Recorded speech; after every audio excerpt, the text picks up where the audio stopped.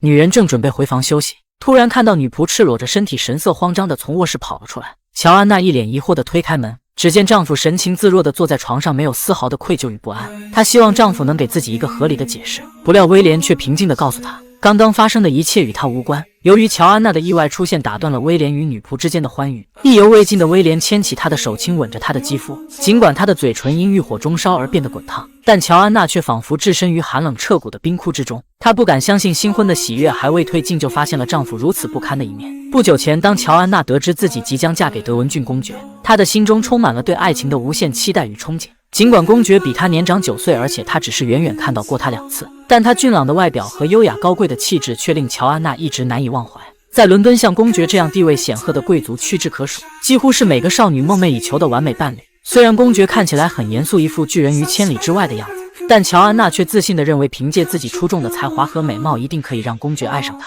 然而她并不知道，公爵看中她的美貌，只是为了匹配自己高贵的身份与地位。他更为在意的是，乔安娜将来能否为他生下一个能够继承爵位、延续家族荣耀的儿子。Your Grace may rest assured, the women in our family have never forfeited on that account.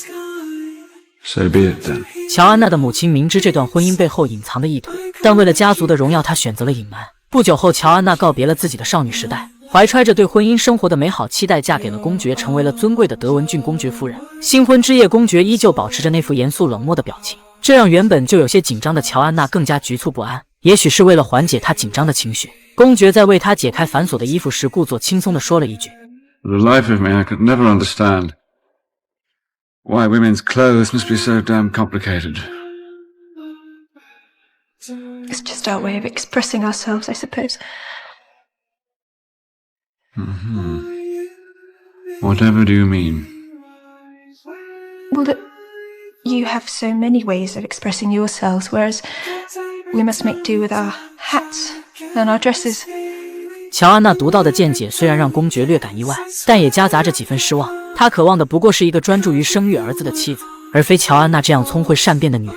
自那以后，公爵便很少再与她有言语上的交流，每晚只是机械且毫无情感投入地执行着作为丈夫的职责。而乔安娜也从未真正体验过夫妻之间的半点欢愉与激情。她曾经以为公爵会如同他的父亲一样，外表冷峻而内心细腻多情，却未料到结婚当天就遭到如此冷遇。她实在想不明白，为什么公爵会待她冷若冰霜。乔安娜的母亲却对女儿的境遇不以为然，劝慰她不要过分苛求公爵的态度。作为公爵夫人，她的首要职责就是为公爵繁衍子嗣，确保家族的血脉得以延续。将来有了儿子，一切都会随之改变。她现在能做的只有保持耐心和顺从。母亲的话虽未完全解开乔安娜心中的困惑，但她却也别无选择。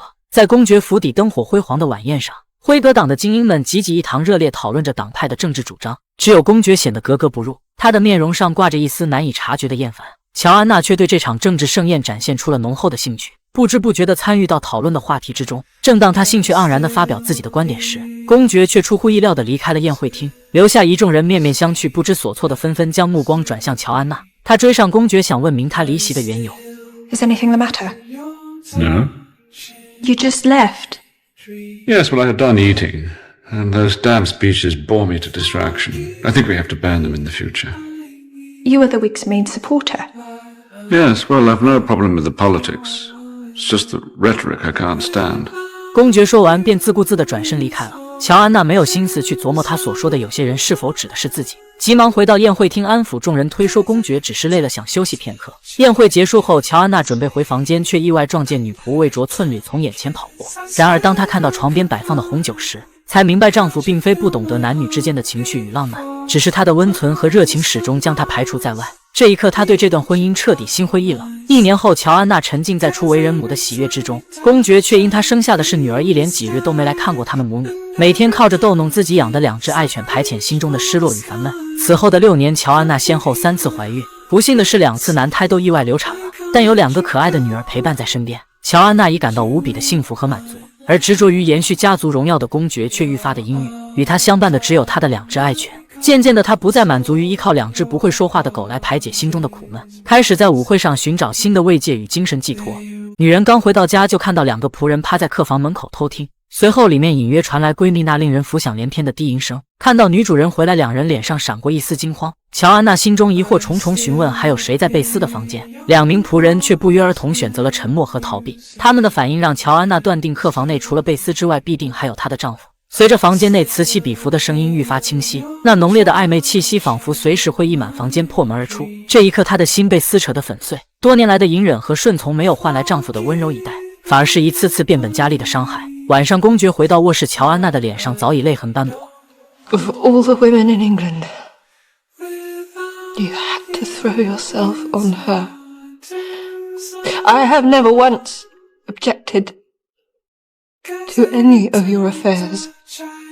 I have raised Charlotte as my own daughter. I have one single thing of my own. What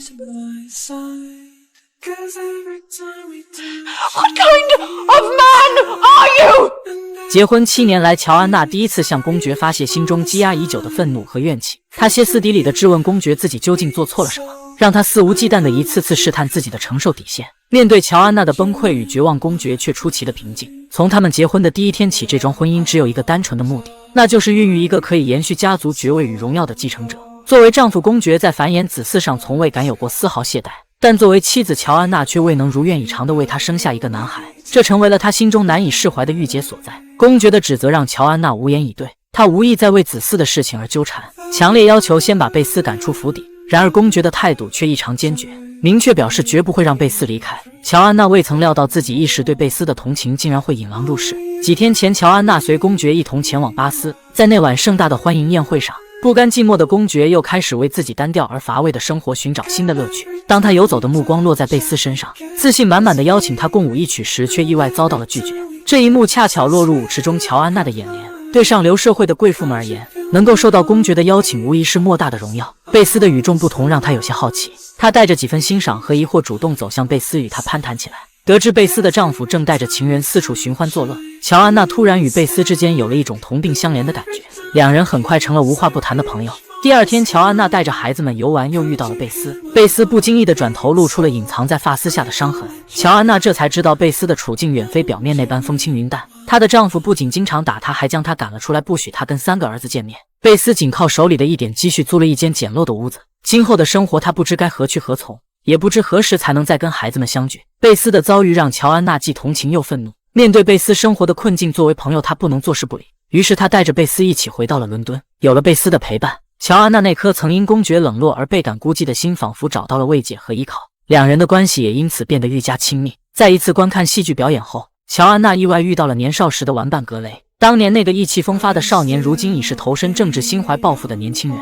尽管两人已经7年未曾相见，格雷望向乔安娜的眼神中，那份难以遮掩的爱慕之情依旧炽热如初。这一切都被心思细腻的贝斯尽收眼底。 He's in love with you. My dear Bess, no, he is not. Quite the reverse, I fear. Well, can't you tell by the way he looks at you? Georgiana, intercourse is not just about offspring. In fact, it can be rather pleasurable. 虽然贝斯的话让乔安娜心中泛起了一丝涟漪，但这份悸动转瞬即逝。她深知作为公爵夫人，忠诚于丈夫、维护丈夫的尊严是她的首要职责。即便在婚姻中备受冷落，她也从未有过任何越轨的想法。然而世事无常，人心更是难测。前一天还与她亲密无间、分享闺中密室的贝斯，竟然在第2天就背叛了她。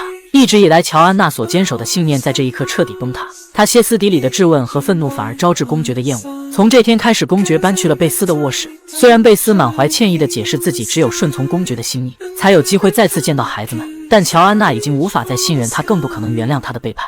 然而当他看到贝斯与孩子们相聚时，心底却不禁涌现出一丝欣慰。随着3个男孩的到来，公爵原本刻板阴郁的脸上有了更多的笑容。他对男孩的偏爱和热情让乔安娜为自己的处境感到一阵落寞和悲哀。带着一颗伤痕累累的心，她来到了格雷的府邸。对婚姻的失望让她毫不犹豫地投入他的怀抱之中，这或许是她在孤独和无助中唯一能找到的一丝温暖与依靠。女人当着丈夫及其情妇的面坦言自己有了心上人，她可以接受丈夫的情妇带着她的3个孩子一同住在府邸，但作为交换条件，身为公爵的丈夫也应该接受她和格雷之间的感情。乔安娜以为这个交易公平合理，不想却引得公爵勃然大怒。结婚7年，身为公爵夫人的乔安娜没有生下继承家族荣耀的儿子，已经让公爵沦为伦敦上流社会的笑柄，现在竟然要将一顶绿帽子公然戴在他的头上。公爵的情妇贝斯试图为乔安娜求情，话没说完就被厉声打断。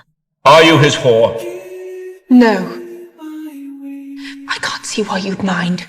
You have Bess and 3 boys. 3 boys.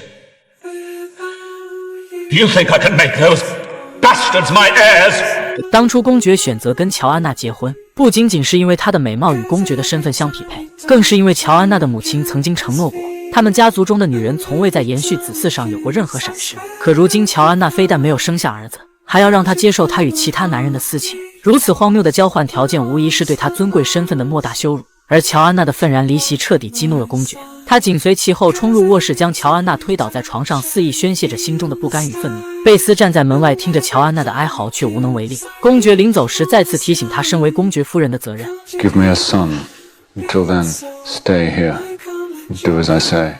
他的语气不容置疑，冰冷中透着一丝哀求和无奈。失去了对爱情的期盼，乔安娜连同优雅也一并抛弃了。在晚宴上，她全然不顾自己公爵夫人的身份，不仅喝得酩酊大醉，还撞翻了烛台，掉落的火星瞬间点燃了她的头发。在人们的惊呼声中，乔安娜酒醒了大半，惊慌失措的大声尖叫。关键时刻，身边的年轻人挺身而出，一把打落了她的发套，才化险为夷。此时置身于人群中的公爵依旧是一副淡漠的表情，然而他未曾料到这场意外竟然为他带来了意想不到的惊喜。乔安娜怀孕了，经历了10月怀胎，乔安娜平安生下了一个男孩。公爵郁结多年的心事也得以了却，他信守承诺，给了乔安娜一笔可观的财富。 Success at last. Georgiana,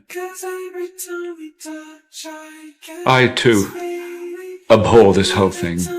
乔安娜没有回应公爵，默默地转身离开了。几年来，从对婚姻的美好期待到最终的彻底绝望，公爵的冷漠早已将他的热情消磨殆尽。如今4个孩子成了他唯一的精神寄托。或许是出于对乔安娜的亏欠，几个月后，公爵将格雷从法兰西召回了伦敦。在贝斯的安排下，俩人才有了单独相处的机会。乔安娜第一次体会到贝斯曾经所说的乐趣和欢愉，让她几近枯萎的情感重新绽放。渐渐的，她不再满足于跟格雷偶尔的短暂相聚，提出要前往巴斯疗养一段时间，留下贝斯在伦敦陪伴公爵。自从有了继承人，公爵的心情明显好转，对乔安娜的态度也愈发宽容。他几乎未加思索便欣然答应。在巴斯，乔安娜度过了生命中最无拘无束、最为绚烂的一段时光。她的眼中时常闪烁着对爱情的向往和自信，每一天都充满了色彩与活力。但好景不长，关于她在巴斯的风流韵事就传到了伦敦。公爵带着他的母亲匆匆来到巴斯，趁着这件事还未登上报纸，要求乔安娜立刻返回伦敦。母亲也劝她要以家族的名誉为重，切勿因一时贪恋情欲而使整个家族蒙羞。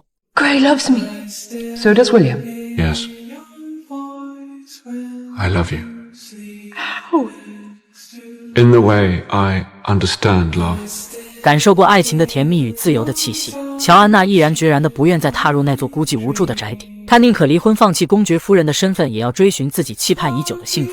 看到乔安娜如此固执，公爵不禁怒从中来，警告她如果不立即放弃这段感情，他会让格雷想要成为首相的政治抱负立刻灰飞烟灭，而他将永远失去与孩子们相见的机会。公爵临走前留下了3个女儿写给他的信，信纸上稚嫩的笔迹满载着孩子们对母亲的思念，如同无形的纽带牵动着乔安娜的心，将她从巴斯的美好梦境中拉回到了现实的伦敦。当3个女儿欣喜若狂地扑进他的怀中，那份失落的心情才得到了些许安慰，而公爵也难得流露出自己温柔的一面，伸出手轻轻地扶起了她。原本以为这场风波过后生活将归于平静，没想到晚餐时乔安娜却告诉公爵自己怀上了格雷的孩子。为了维护家族的声誉与尊严，公爵不得不安排她前往偏僻的乡下养胎，直到生下孩子后交给格雷的家人抚养。公爵的决定并没有征求乔安娜的意见，在他看来，这一切都是他咎由自取，丝毫不值得同情。贝斯念及曾经那段与乔安娜的闺蜜情谊，不顾公爵的反对，陪她一起去了乡下。9个月后，乔安娜生下了一个健康漂亮的女孩，她为女儿取名伊莱莎，象征着希望和救赎。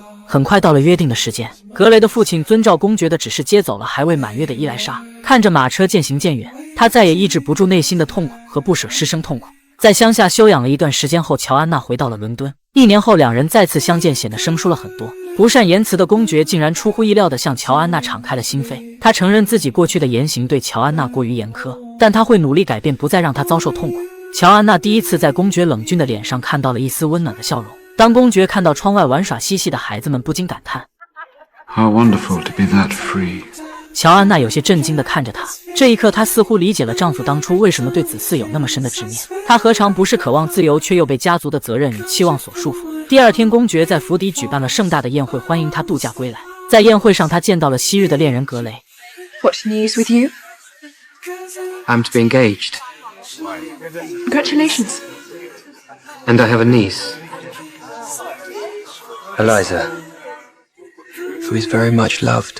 显然，格雷已经知道伊莱莎是他们的女儿，这让乔安娜心中的牵挂有了些许安慰。她相信格雷一定会把女儿照顾得很好。